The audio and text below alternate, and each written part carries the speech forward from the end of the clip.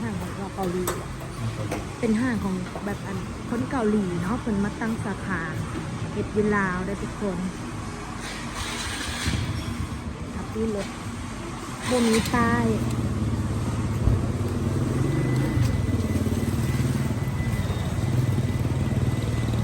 ที่ใจกลางเมืองคือเก่าเด้อทุกคน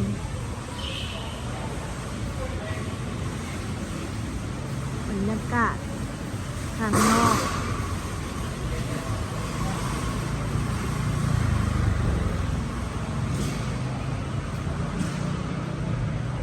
มันก็จะมีสาขาน้อยนะทุกคนแต่ละสาขาน้อยเป็นแบบมินิมาร์ทเป็นเพื่อซุปเปอร์มาร์เก็ตน้อยค่ะนะแต่มองนี้นี่เป็นมันใหญ่เลยสาขาใหญ่สุดเลยเนาะของเพิ่นเนาะ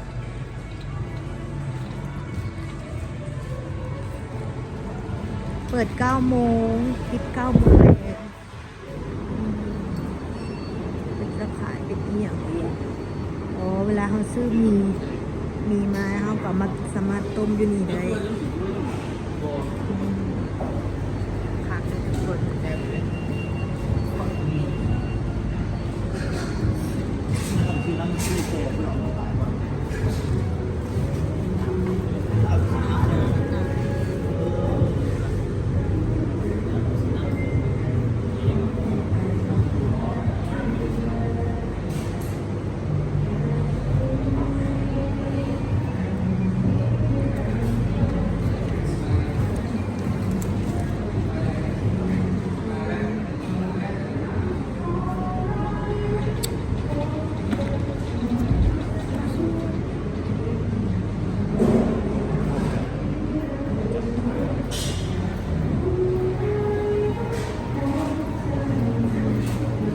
เป็นโซนอาหารเป็นขนม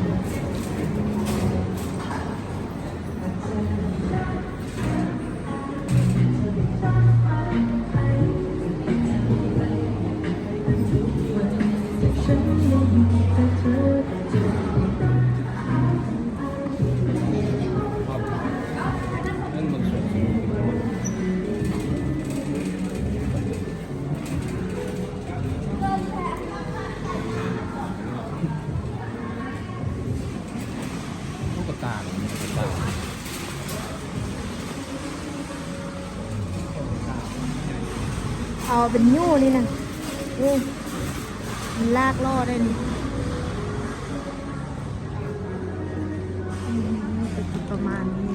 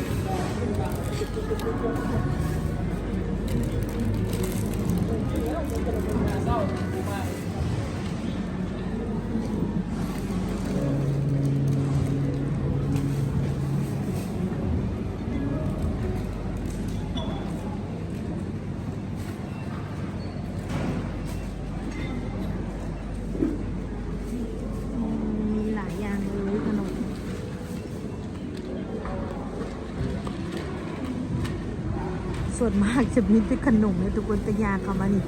ขนมโคตรหลายเลยนี่จะเป็นเมนูเส้นสปาเกตตี้เป็นเครื่องดองมะพักดองสปาเกตตี้อันนี้ก็จะเป็นน้ำซอสแล้วก็เส้นสปาเกตตี้คือเก่าเมนูเส้นไปจากโซนไหนก่อน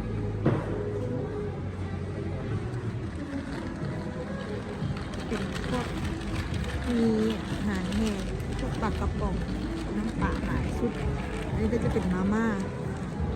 ของเกาหลีโคตรหลายเลยรสชาติใดที่บ้างเคยเห็นก็ได้เห็นนะยังหลายแฮง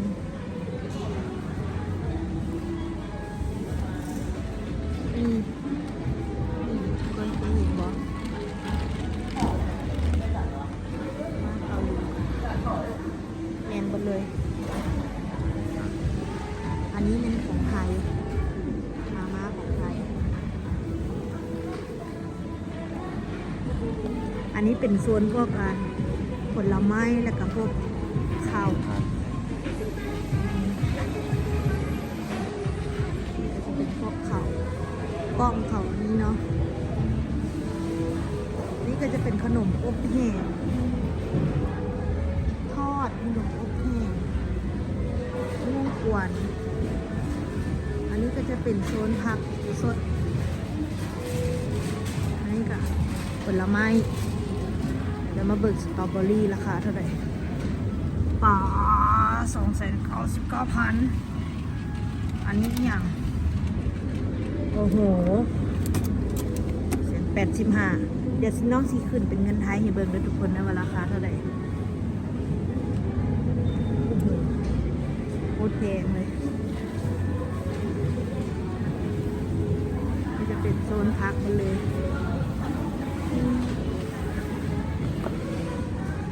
อันนี้เป็นอันนี้เส้นข้าวเปียกของลาวอันนี้ก็จะเป็นพวก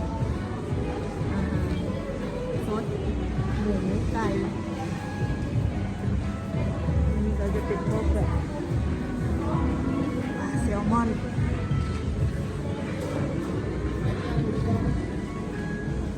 เกาหลีอันนี้เป็นพวกชีสพวกแฮม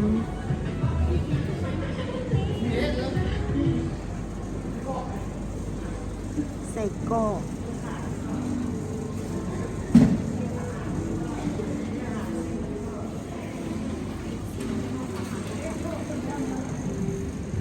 อันนี้หมูพรีเมียมบอก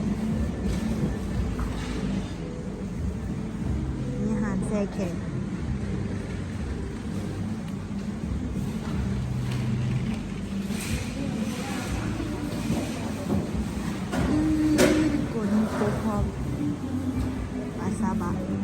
มาหอยหวานถ้าหอยหวานออกหอยลาย เบิ่งกันด้วยทุกคนน้องกับบุหูมึงเดี๋ยวก็ว่ามั่วซั่วไปเพิ่นก็ยังเอาอาหารมาบดทันได้จัดคักเลยทุกคนก่อนเพิ่นหากับเปิดหามาเพิ่นเปิดแล้วน้องก็เข้ามาถ่ายเลยบางอย่างเพิ่นก็ยังเรียนอาหารบดทันได้ครบเจ้าเนาะบดทันได้ครบบดทุกอย่าง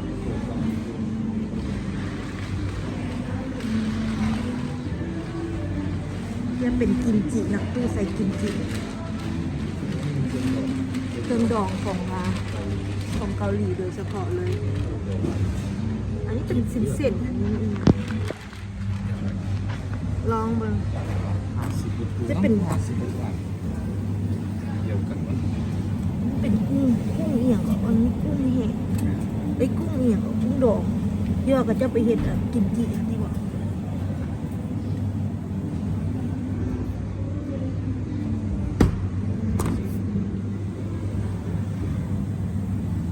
อันนี้จะเป็นเอียงเอาห้องเอียงวะที่ศพเอียงแบบอย่างนี่แหละของเกาหลี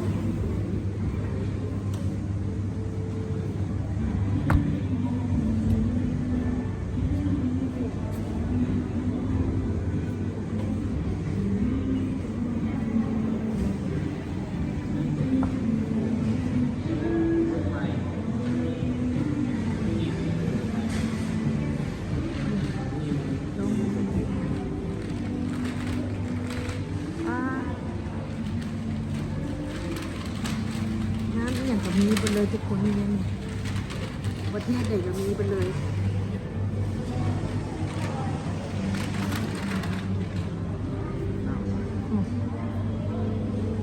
น้ำแปลกๆที่เขาบ่เคยเห็นนะ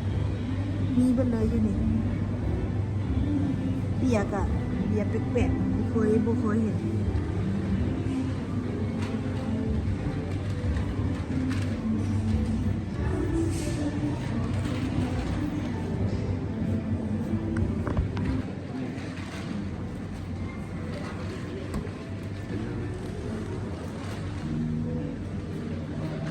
น้ำมัน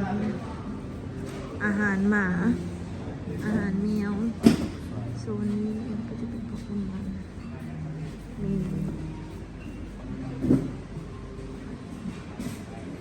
สาหร่ายโซนนี้เป็นอาหารแมวไปเลย ขนมโซนนี้โอ้ใหญ่เลยนี่เป็นอาหารป่าเนื้อผลไม้ อันนี้เป็นของเกาหลีเลย เป็นพวกซอสโอซูจังอีกอย่างนี้นะ หลายสิ่งหลายอย่างนี่ทุกคน ก็จะเป็นน้ำส้มน้ำมันงาอีกอย่างของคนแหละ พวกอาหารของเกาหลีเลยเนี่ยทุกคนต้องไปเกาหลีเลยเนี่ย มาซื้ออยู่นี้ครบเลย มาห่างนี้จบเลย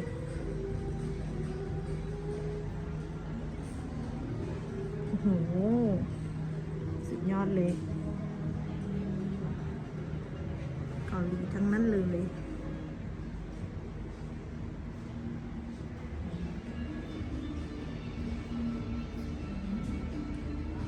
เป็นอย่างแปลกหลายอย่างอันนี้โซนนี้มันเฉพาะของเกาหลีเลยเฉพาะจะเป็นขนมเป็นอย่างของเกาหลีหมดเลย เป็นซาบะเป็นอย่างนี่โซนนี้เป็นเกาหลีเลยเฉพาะเลย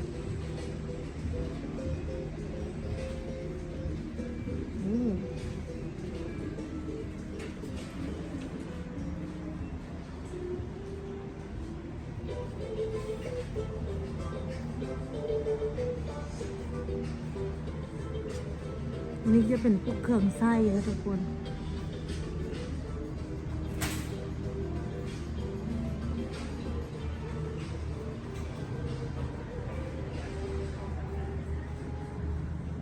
เครื่องไส้ทั่วไปกองโฟมโ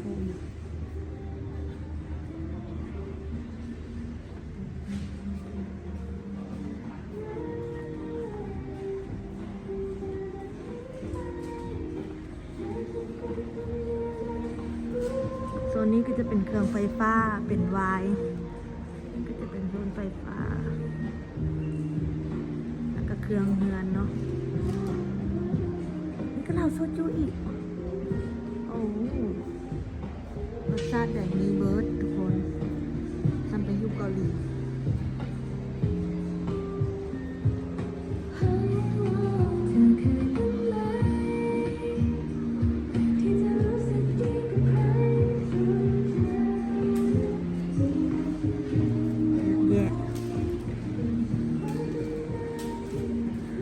ห่างโลตัสนะร้านเม็ดโค้งอะไรเนี่ยไงมีทุกอย่างเลย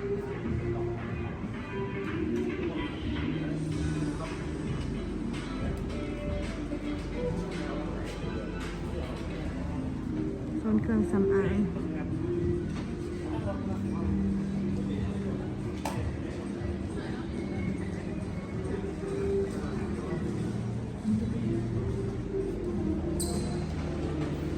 นอกจากจะทายเบิ่งประมาณนี้เด้อทุกคนเด้อถ้าทายละเอียดมันก็คือสิทายบุบเบิดดอกเบิดมือนี่เพราะว่าเครื่องหานเพิ่นนะลายแห้งขนาดเลยบ่ฮู้สิทายจังได๋ให้มันครบ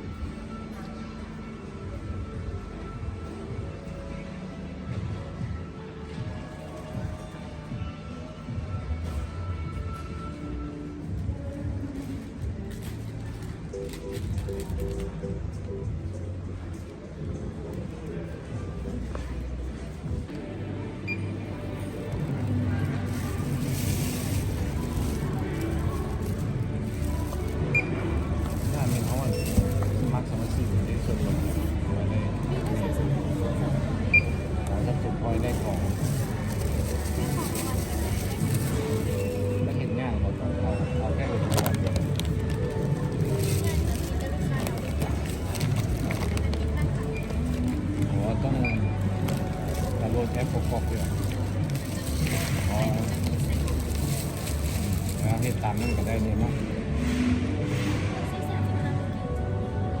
415,000 415,000เดี๋ยวสิลงเป็นเงินบาทให้เบิ่งทุกคนเลยว่าเท่าไหร่เพราะว่าเลขเงินแต่ละมือมันบ่โตกันนะปรับขึ้นปรับลงทุกมือ